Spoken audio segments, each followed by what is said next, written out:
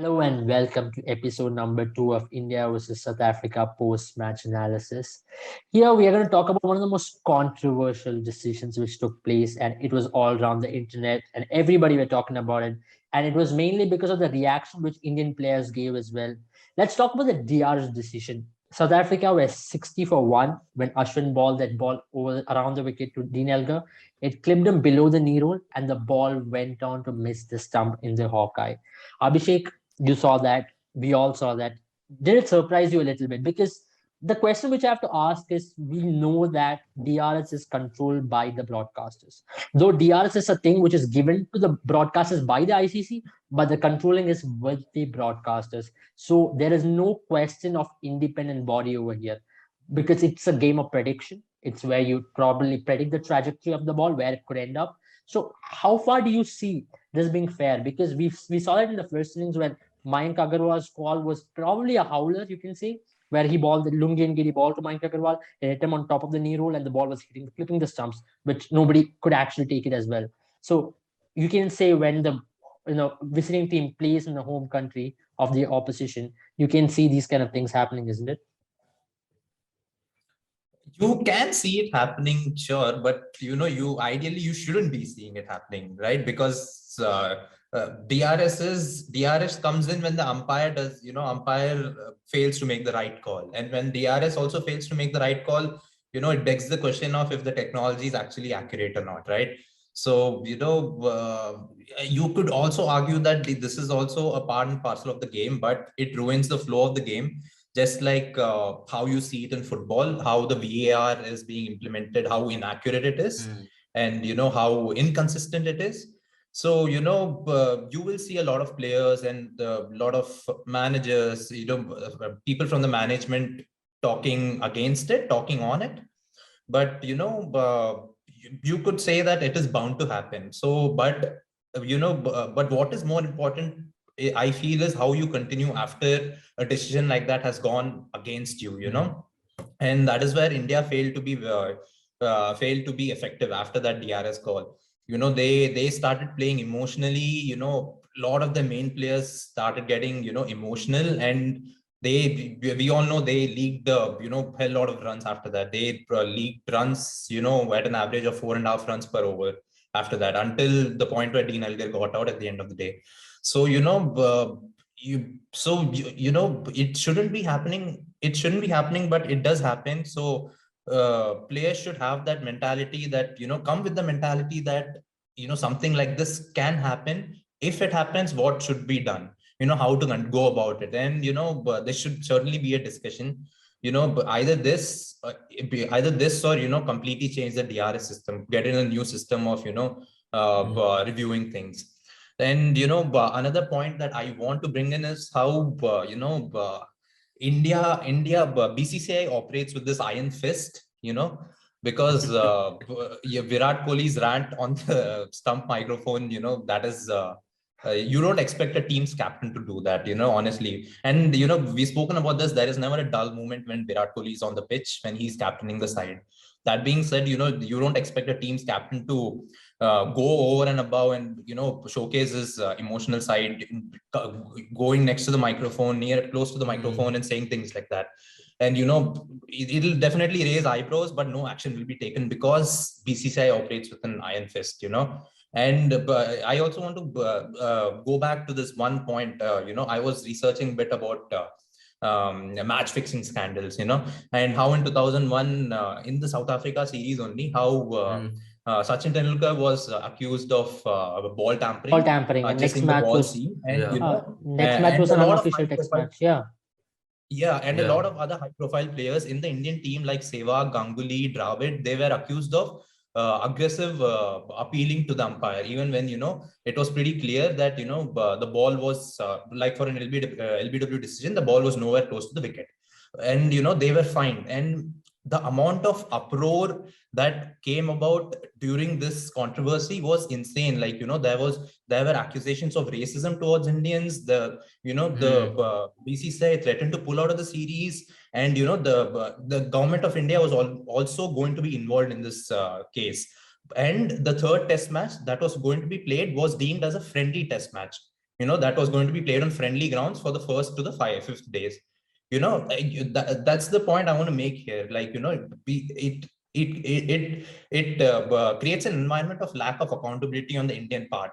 The Virat Kohli will just get away with saying things like that when any other player from any other team, if he does something like this, he will definitely be fined or suspended for indefinite period of time. And being a part of the team, you are in being an Indian, and seeing that it does not make you really feel good that you can get away with these things. It's not really fair for other players, and it's not really good for cricket, you could say. And that's where there was a loophole in this whole thing, that in ICC rule book there's only a reprimandment for any player if he abuses towards the ICC match official or players, but the broadcaster clause or the broadcaster's name is not included. That's where Virat Kohli probably got away with it this time. Maybe going ahead in the future, maybe they might include that as well. Now, in South Africa and Australia, we see the stump mics being raised at very high volume, and you can literally hear whatever is happening around and what the players are talking. Now, without crowds, it's even more. It's more like listening to players and commentary at the same time, because people enjoy it, and that's something which is excitement with the fans as well. Everybody enjoyed what was the banters which were being shared in the South Africa-India series. But now going ahead, Nirmit, WTC is hanging right in the balance for India. India has to win almost everything to stay alive in WTC. And you got to remember, it's again percentage system which is being played in WTC for looking at the finalists. Pakistan have better chance because New Zealand, England, and Australia will be coming to Pakistan to play at their home.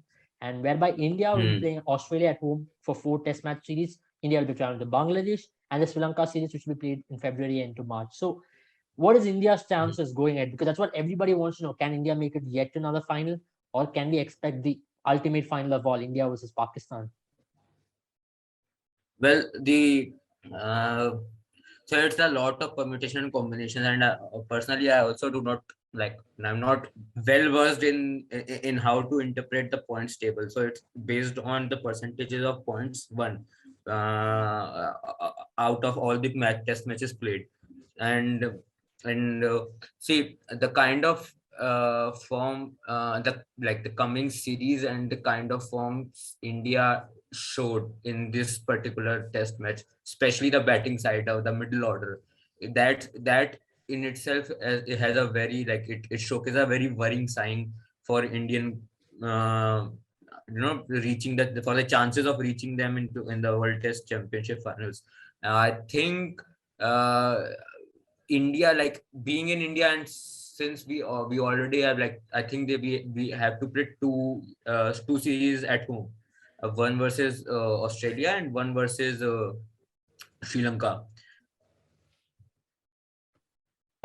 It is correct. It is Sri Lanka and Australia. Sri Lanka will be played in February end, and Australia in March next 2023. I'm expecting, and Bangladesh. And I simply don't know the. Mind you, there is one more test match which will be played by India in England, which is in July, right? In July, yeah. So it's the early English summer. The series there also is hanging in the balance. It's 2-1. If India loses, it's a draw test match. India doesn't win a series over there. So it's a lot of permutation at this point. India have lost 2 matches. 1-4. And as far as Pakistan is concerned, I simply do not have enough data. And being Pakistan is the one of the most volatile teams in international cricket. On their day they are unbeatable, but then again on their day, when they are not on their money, they are one of the most atrocious outfits to watch playing cricket. But again, if they are on their money on that day, they are the world beaters. And so what kind of Pakistani team will come out and face or play against the the English and the Aussies? We have yet to see, and we can't predict what will be the end result of those series. As far as India is concerned, 2 series at home, one versus Sri Lanka and one versus Australia. I do back India to win home test series, because given the home advantage and the kind of the DRS will be on our side as well, and And Yeah.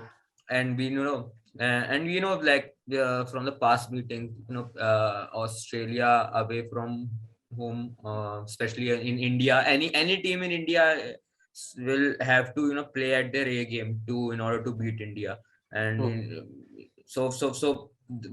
my only question mark is the middle order, and how that dilemma of dropping Rahane and Pujara or keeping them, giving them another chance. And that particular dilemma then spills on to the only foreign series that which we have to play, which is against Bangladesh. And Bangladesh are not, they are not the minnows of the past. They beat New Zealand, I think, just a few weeks ago. They're a And good team. and They're a and good team at home. yeah, and at home they are a very good team. They are you will need to be at your very best and in order to get a result in Bangladesh, against Bangladesh. And if you do get a result against Bangladesh in Bangladesh, I think India will be favorites to reach the Test Championship final. Yeah. Having said that, we don't know. I think Australia is still in the driving seat, and it's between Pakistan and India to get that final Spot. final book spot in Yeah. the finals. True. Having said this, let's hope India recovers from whatever they've gone through. It was a nightmare of a series for India. It could have been a dream series, but it is what it is at the end of the day.